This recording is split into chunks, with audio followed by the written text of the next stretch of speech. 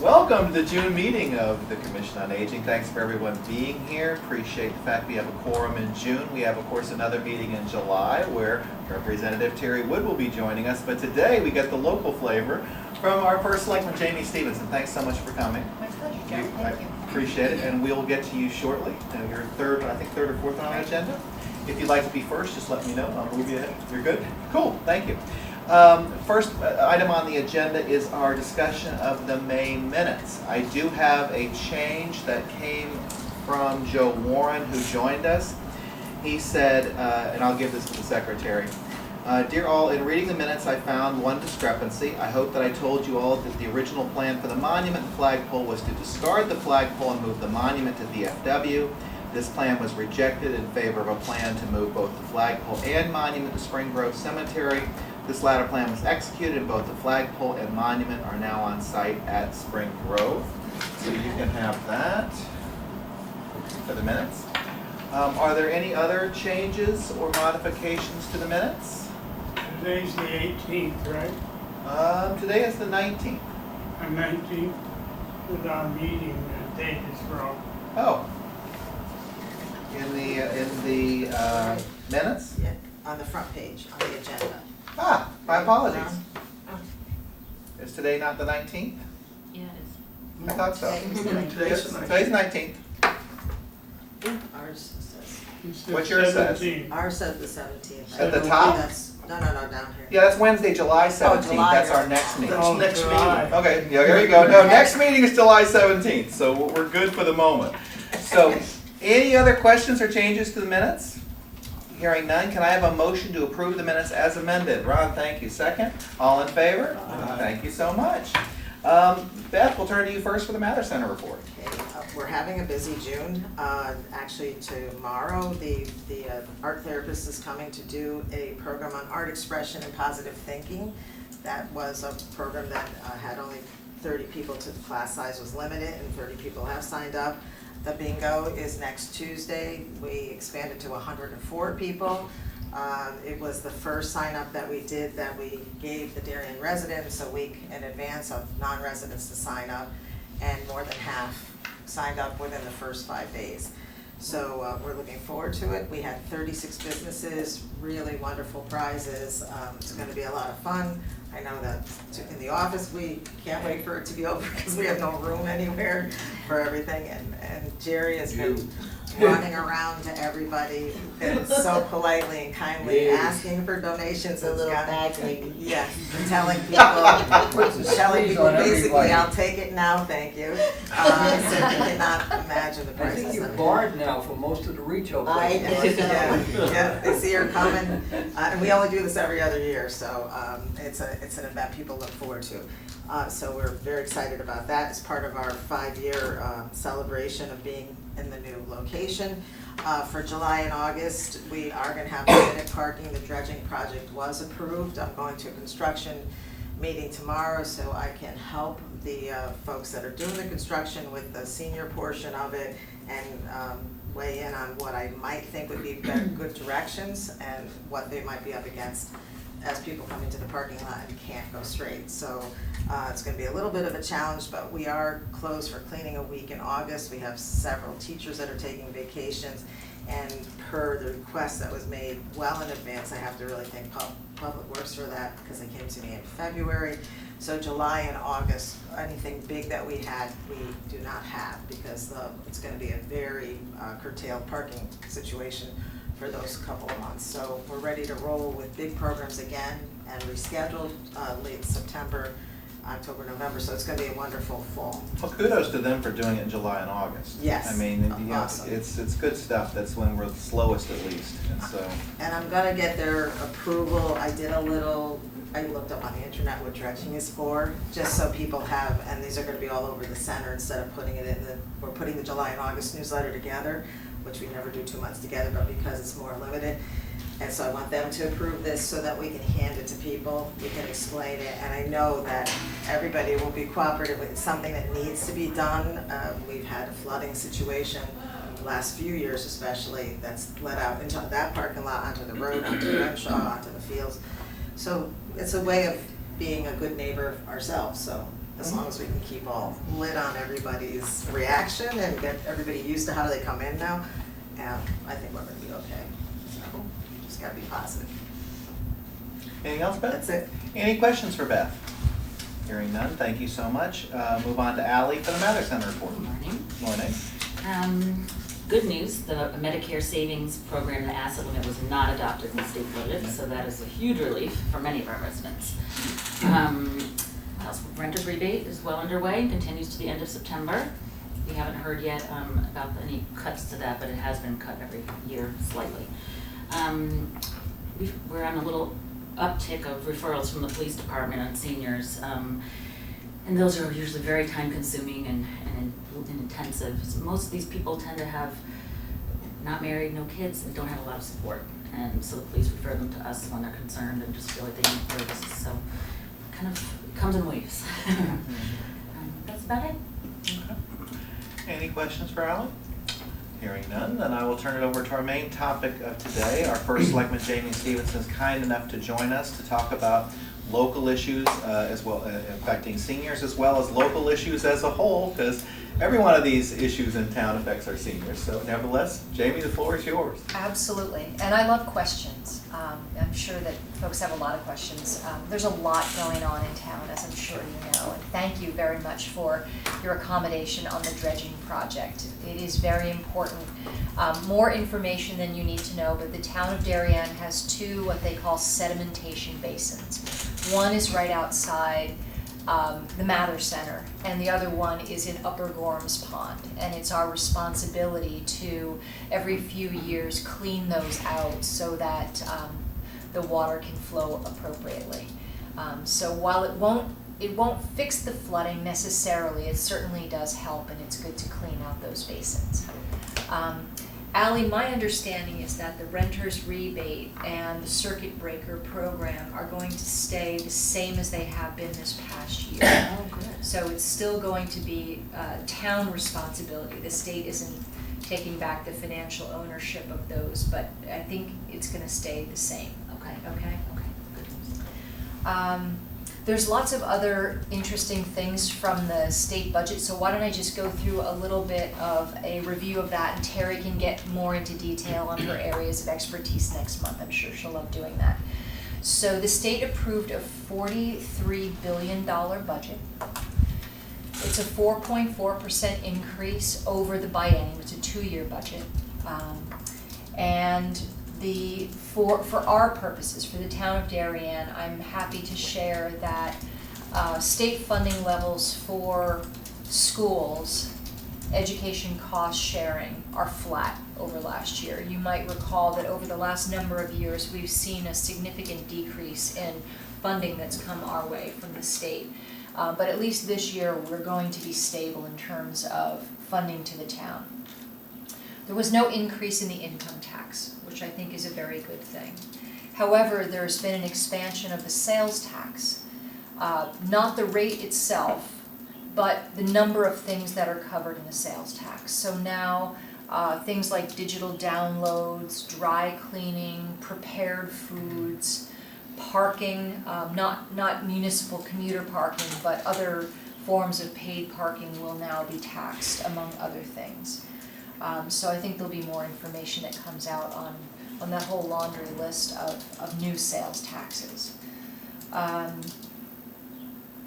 Probably most important to this group is the state has adopted paid family medical leave. And that's a program that requires all businesses with 1 or more employees to participate in paid family medical leave plan, and it's going to be a state-run program that will be funded by 0.5% of a payroll deduction from all of the employees paid into a fund.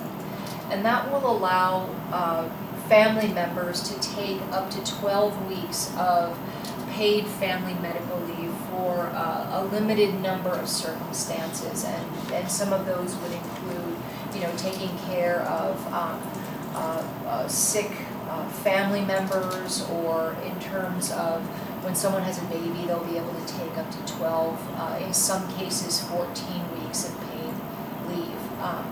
So, it'll be interesting to see how that program rolls out. And important to us was the concern over the state requiring municipalities to take on a portion of the teacher pension payments, which is a state obligation. That did not pass this session, but we're told that it likely will come back for discussion in the next legislative session. So as of right now, that doesn't impact us. The reason why that's important that towns don't take on that responsibility is it will be a direct pass-through to your property tax. There will be a resulting increase in the property tax if we take on a portion of the teacher pension sharing. So we'll see where things go. So that's generally what happened in the legislative session. It was really an opportunity for our new governor to get to know his leadership up in Hartford and to sort of, test those relationships. There's a lot of pressure to move some certain policies forward, like legalizing recreational marijuana. That did not move forward. Sports betting has not yet moved forward.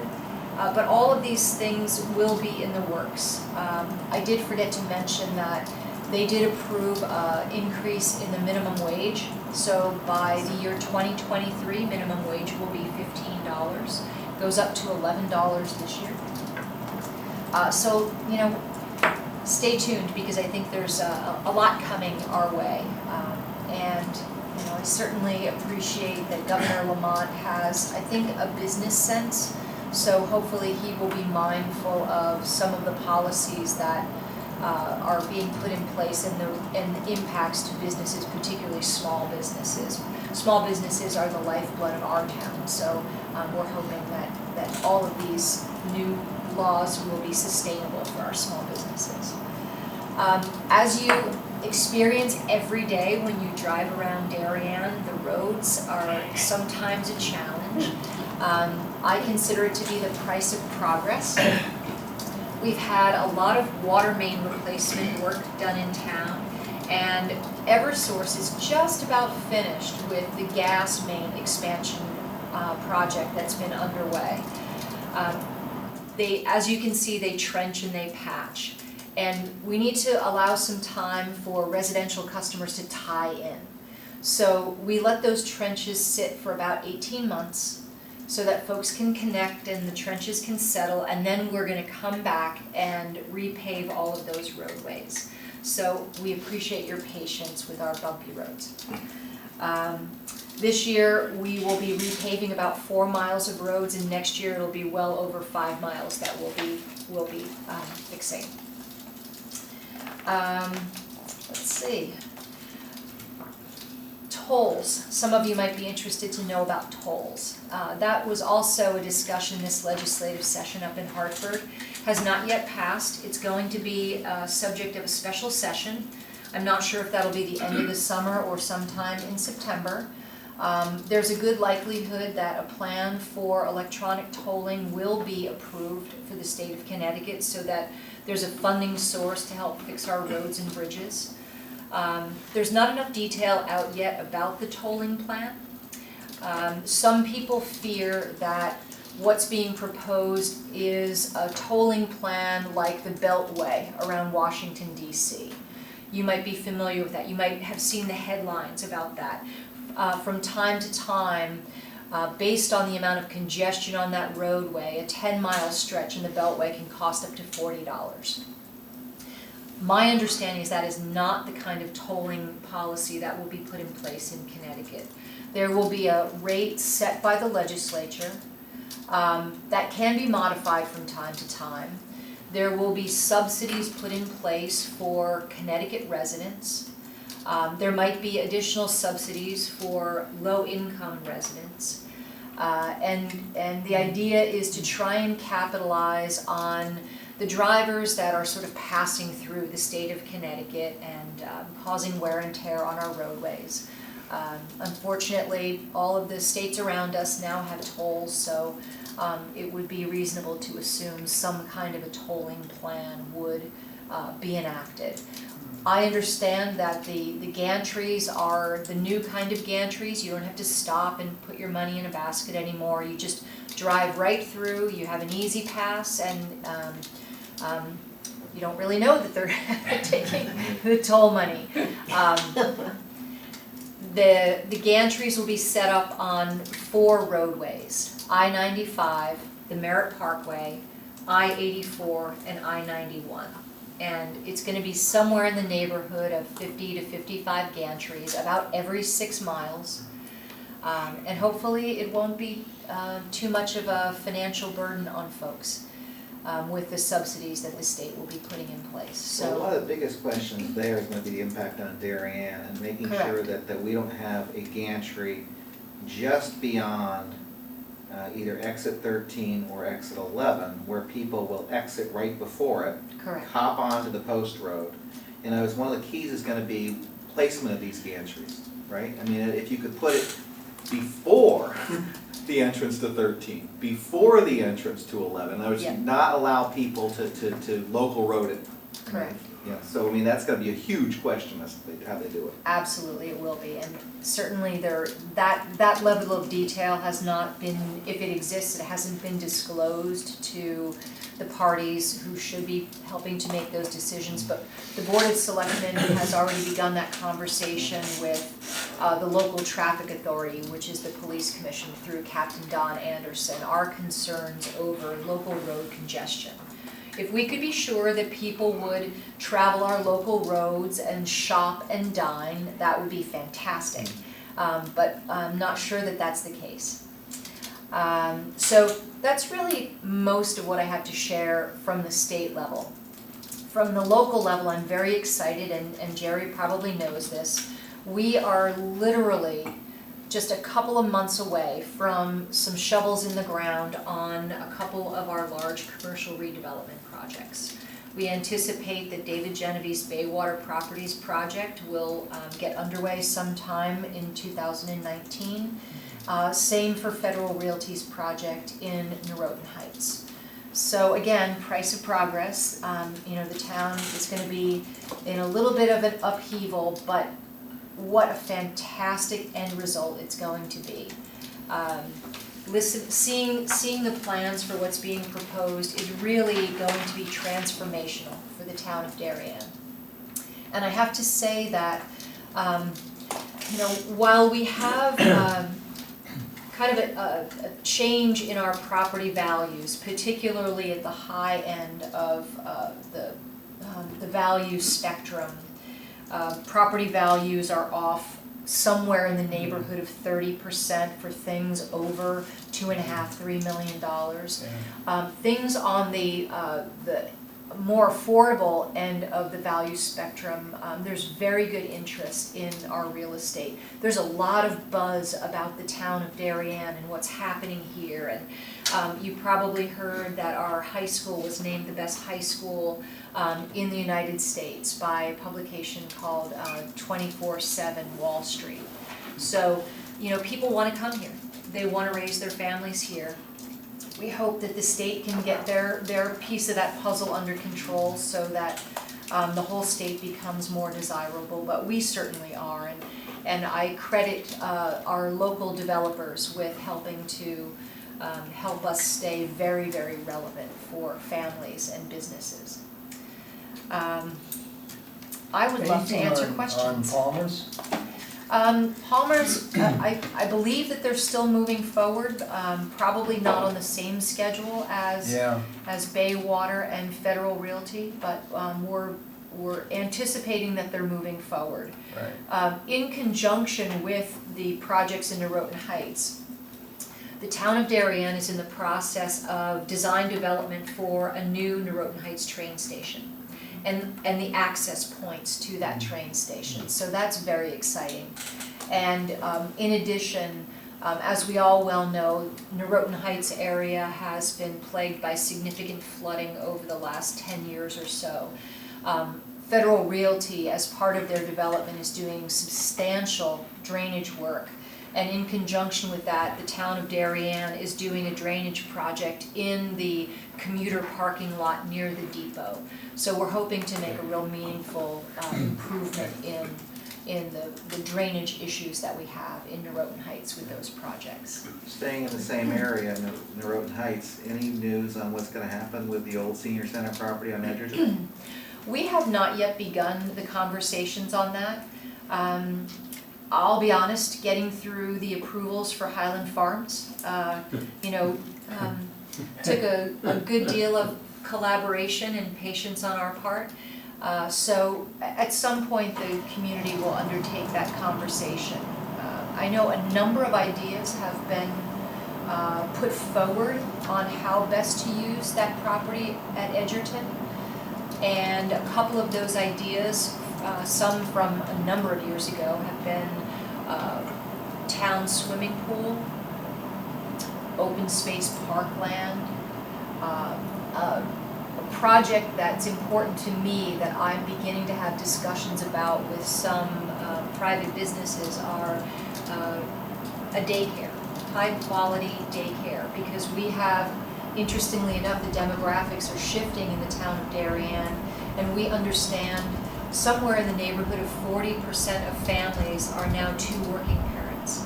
So, to have good childcare for, your infant through 2 or 3 until they can go to one of the great nursery schools that we have in town. It seems to be, from my perspective, seems to be a little bit of a gap in the services we have available here. So a couple of those ideas are being floated about. So with that, I'd love to answer your questions. Jamie, Yes, Jim. 2 questions. One is the sales tax is 1%, is that correct? Sales tax. Or the new sales tax on like takeout food or prepared food, is it 1%? No. It's the standard 6.35% sales tax. It's just expanded to include those other items, excuse me. And secondly, are we confident about the lockbox mechanisms for the tolling, as far as being able to ensure that the funds actually go to capital projects maintenance? So there's a couple of things, I have to answer that in a couple of ways. Excuse me. The lockbox.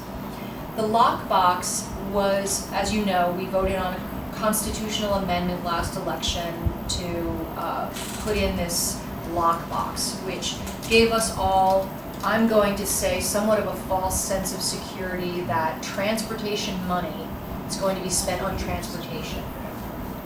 The problem with the lockbox is that monies have to be appropriated by the legislature to be put into the lockbox.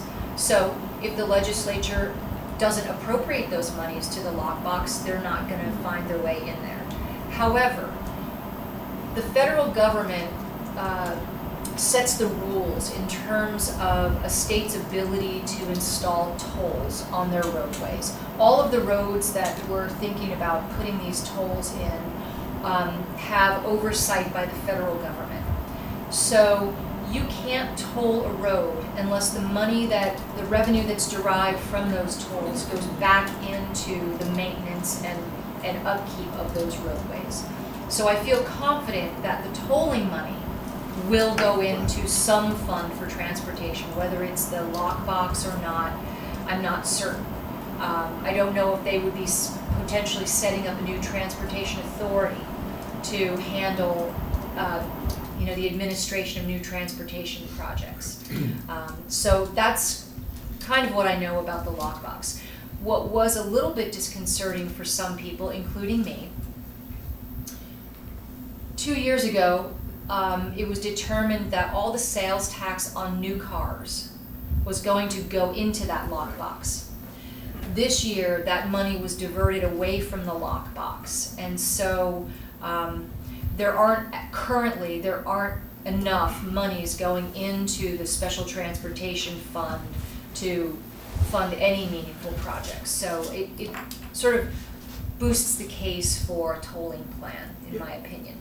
But you said something earlier, Jim, that made me remember that another very important tax that was put in place this year is an additional conveyance tax on properties over $2.5 million will now pay 2.25% in conveyance tax of the dollars over $2.5 million. So I think it's anything over $800,000 pays 1.25% conveyance tax, and then anything over $2.5 million, it's another additional percent. Unless you sell your house and stay in Connecticut for at least 3 years, then you'll get back that tax in the form of a tax credit. And that portion of the bill, I can't speak to the conveyance tax issue, but that portion of the bill is freaking brilliant. It's basically saying, hey, if you're gonna sell your high-end home, and stay here and continue to contribute your volunteer hours and tax base and get a condo, great. You can now have an incentive to stay and not become a snowbird. So Yeah. whatever anybody thinks about the higher conveyance tax on the larger homes and the wealthier homes, at least there's a kickback to say, please stay with us. Correct, Yeah. correct. Yeah. What other questions can I answer for you this morning?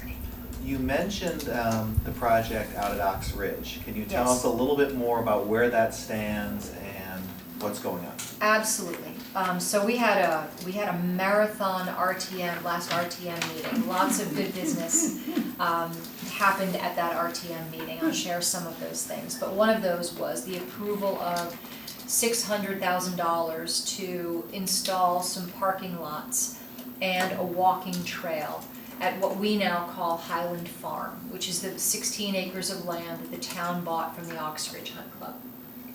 So we're very, very excited about that because I don't know if you drove by, the Ox Ridge Annual Horse Show went on this past weekend. Always a wonderful, wonderful town event. In our agreement to purchase the land, we gave the right to the Hunt Club to use our property every year for the horse show. But you can see, because we've had a lot of wet weather, that it's kind of a mud pit up at Highland Farms. So thinking about the public using that land, it will be important for us to put some permeable asphalt down so people can drive into the property and park. And the walking trail, it's going to be about a half-mile long walking trail, will actually be able to accommodate folks in wheelchairs. It will be the first ADA compliant walking trail that we have in the town of Darien. There will be others coming, and I'd like to share with you a very exciting initiative that was presented to the Board of Selectmen at our meeting on Monday night. A collaboration between Parks and Recreation Department, the Darien Athletic Foundation, and the Darien Foundation, all coming together to sort of finish a project at Weed Beach, again, connecting a trail system all through the property, including a boardwalk along the sand, which will create that same wonderful, walking, biking, rollerblading kind of amenity. It was one of the things that really bubbled to the surface in the Parks Master Plan was we needed more walking trails, walking, jogging trails. Yeah. So it'll be the first time that we have that sort of public-private partnership with 3 entities coming together to share in that responsibility. And what a wonderful gift to the town of Darien. Very exciting. And to go back to some of the business that was done at the RTM meeting, the RTM approved an ordinance that will ultimately ban the use of single-use plastic bags. Many communities are doing this. And putting a 10-cent fee on paper bags, really to encourage everyone to bring your own. So hopefully everybody's putting their reusable bags in their car and taking them to the grocery store now. What I really appreciate about the ordinance final form was my concern over our small businesses. where, every penny counts for them. And so they were very concerned about charging a fee for giving paper bags. The ordinance exempts them from charging that fee, which I think is great. So there's a bit of a time frame involved for retailers to use up their stock of single-use plastic bags, and then you'll be able to either pay 10 cents for paper at the grocery store, or more importantly, bring your own. Jamie, Yes. on Long Island, they ask us, do you want a bag or no? So Well, I some like people that. go out of the store without bags. Yeah. It's interesting, for those of us that go to Costco, we're pretty accustomed That's to, That's right. No bag. That's right. figure out how to get your stuff to your car. Yep. So, every little bit forward in terms of how we can reduce our reliance on plastic, I think is good. I'd like to say that for me, my own personal statement is it's a shame that government has to be the heavy hand there. I'd like people to just not ask for plastic anymore. Take personal responsibility to not use plastic anymore. The other exciting thing that was recently approved was another gift from the Darien Athletic Foundation to install a cross-country trail around the Darien High School campus and through what we call the Diller property. Is everybody familiar with the Diller property? Yeah. It's immediately adjacent to the oval traffic circle at the Darien High School. It's Near the girls softball. It's Yeah. near the softball Yeah. field. It's controlled by the Parks and Rec Commission, but nothing's ever really been done with it because parts of it are wet. So this is a wonderful use. The cross-country trail is going to go through that parcel of land. And again, it will be available for the general public to walk through it now. So I think that's a pretty exciting thing happening here in Darien. What else can I share with you? That's plenty. There's so much going on in town, really. It's pretty fantastic, I have to say. Oh, we didn't talk about Pear Tree Beach. Okay, 2 other things to talk about, Yeah, 2 other okay. important building projects. We have building committees seated right now to contemplate improvements to the Pear Tree Beach bathhouse facility and the boat ramp and the parking lot. So they're just sort of in initial design concept discussions. The issue with Pear Tree is that we really need to do something with the bathrooms and the shower facility there. Yeah. However, if you spend over a very small threshold of money, FEMA requires that facility become FEMA compliant, which if you live near the water, you know that means that you have to lift it somewhere between 15 and 17 feet off the ground. So that's a big change for all of us, especially for the people that live near Pear Tree Beach.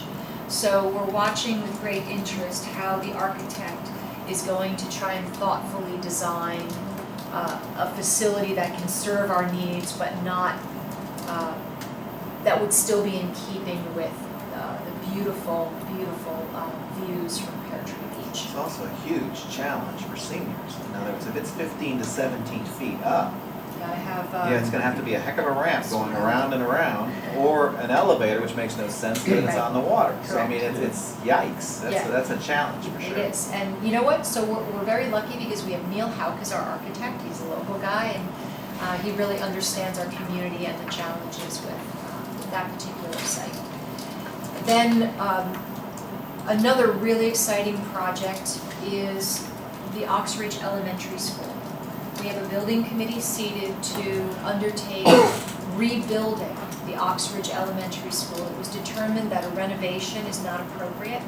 That school was built in the 1960s with, I guess, kind of a more experimental style. You might hear people refer to it as a California style school. Like Old Like Tokenique. Old Tokenique School. So it's a very, very inefficient From an energy systems perspective, it has over 40 access points to it, so as you can understand, post-Sandy Hook, really not built for the best interest of our children anymore.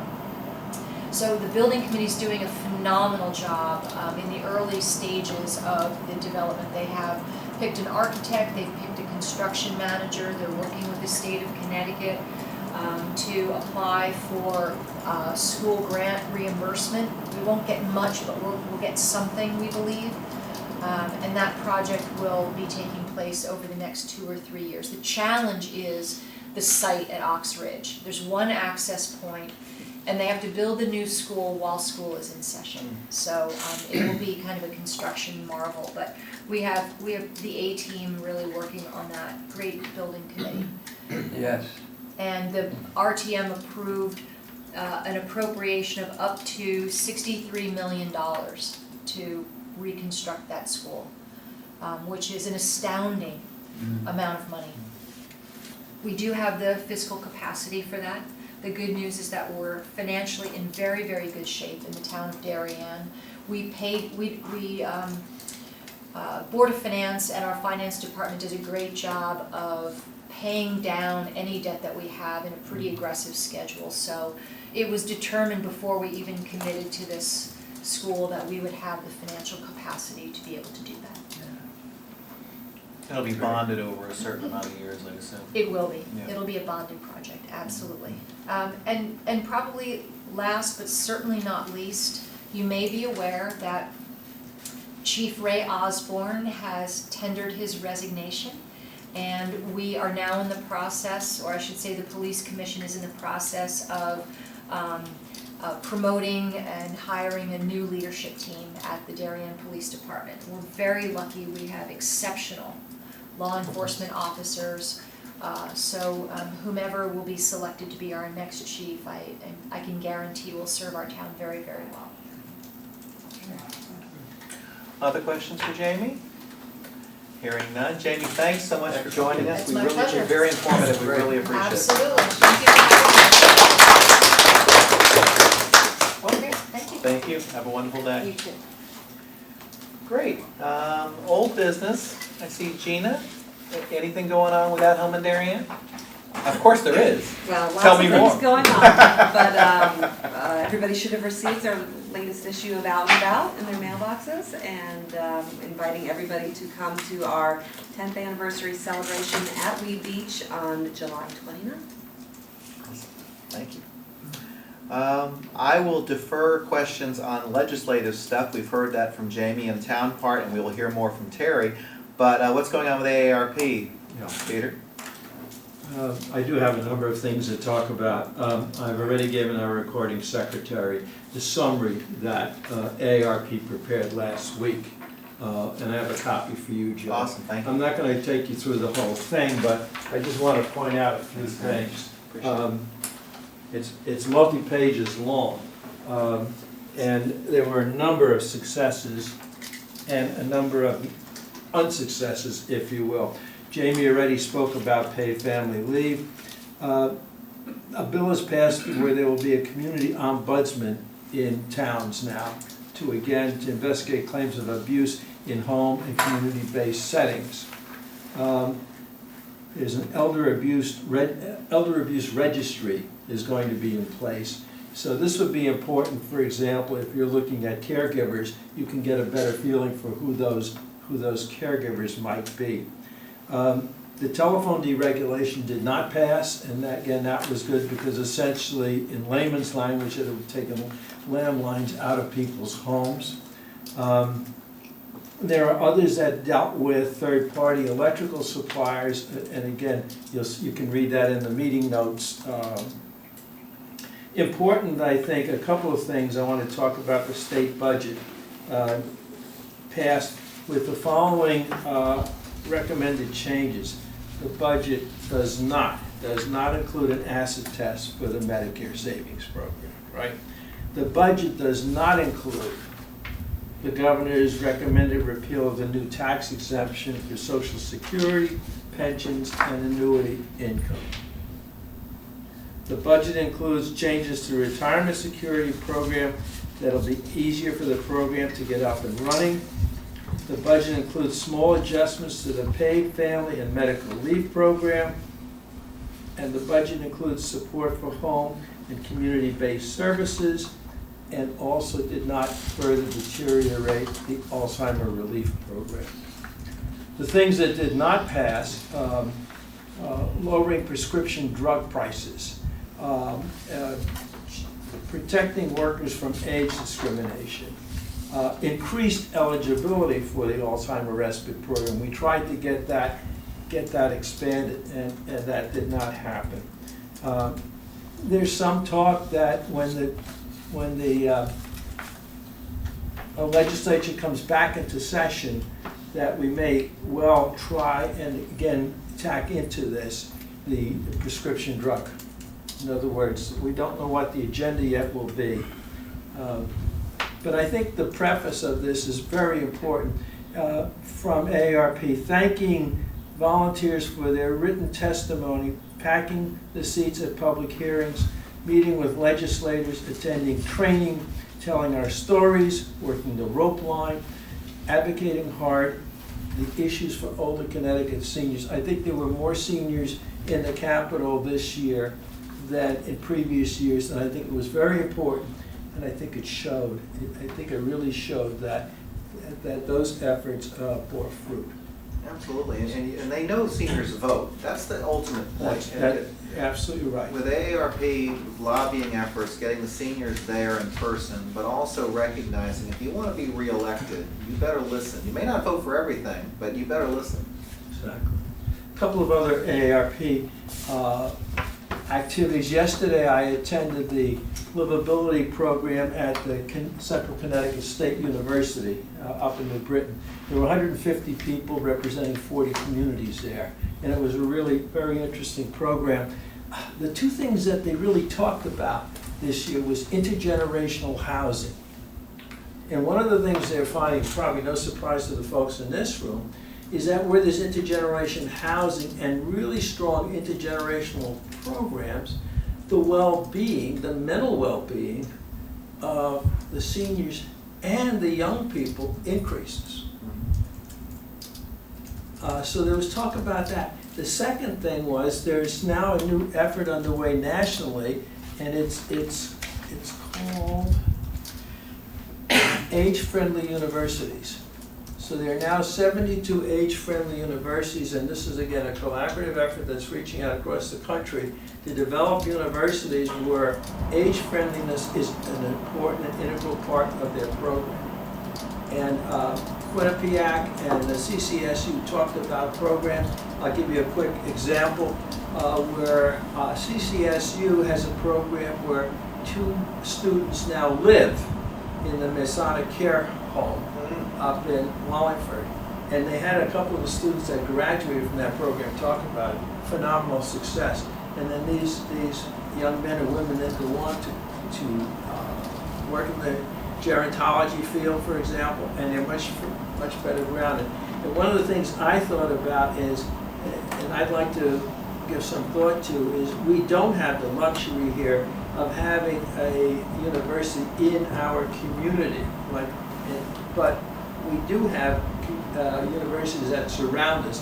And again, one of the things I'd love to see is maybe we could create a vision, maybe through At Home in Darien, maybe through your work, or work with identified university, whether it be Sacred Heart University or Fairfield University or NCC or UConn, Stanford, but a truly in-depth intergenerational program that not only allows seniors to be more active participants in the university, but focuses the university's program on working with the seniors in those communities. It was a good day. It was very interesting. It was a good day. A couple of other AARP things. Next week I'm going to give them a hand. We're trying a new program. We're starting a new program on job searching in the digital age for people 50 years of age and older. And at the Greenwich Library next week, we're going to have one of those programs. So it's going to be a program where, again, we're going to set up and have experts tell us how to job search. Because again, we know that 50-plus job searching is harder and harder. there's more and more of a need. And the last thing, which is truly, I think, fascinating, is that AARP, I think, never thought it was going to get into manufacturing, but there's such a shortage today of skilled teachers of manufacturing processes and people looking for work in manufacturing. They're going to begin a program where they're going to attract seniors that have been in manufacturing, for example.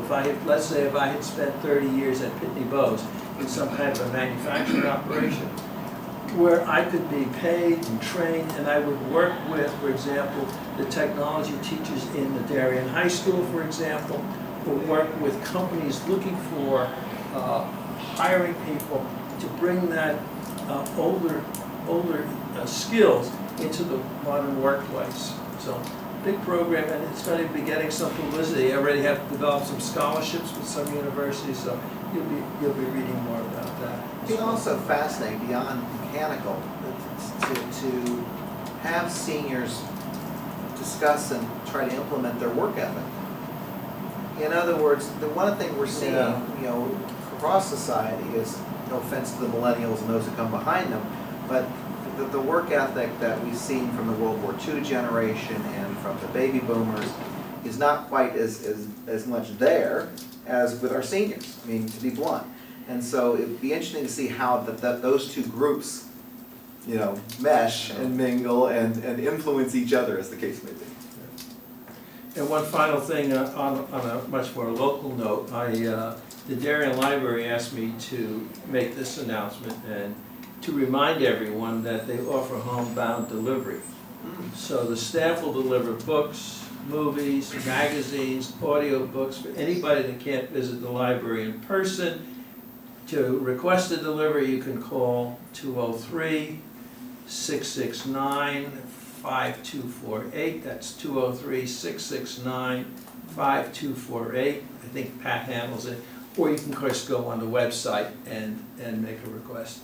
And again, if you're over 60, you don't pay a fine for dues or late. You can keep the books. That's You news. can keep your books. Is that really true? If you're over 60, you don't pay any fines? 2 years ago, the library did a study, Joe, and they found the least delinquent of their visitors were seniors. Fascinating. Right. You know who are delinquents? Our kids, 55-year-olds are our delinquents. kids and our Once you grandkids. turn Right. 60, you won't. And so they instituted that policy 2 years ago. Yes, so you Awesome. can take out a book. I gotta wait another 4.5 years, and then I'll be in good shape. Or learn to be a quick. Or learn to be a quicker returner, exactly. Good stuff, thank you. Yeah, that was great. Any other old business? Hearing none. Any new business? Hearing none. Can I have a motion to adjourn? Thank you, Ron. Second? All in favor? Thanks, everybody. Great meeting. Really appreciate it.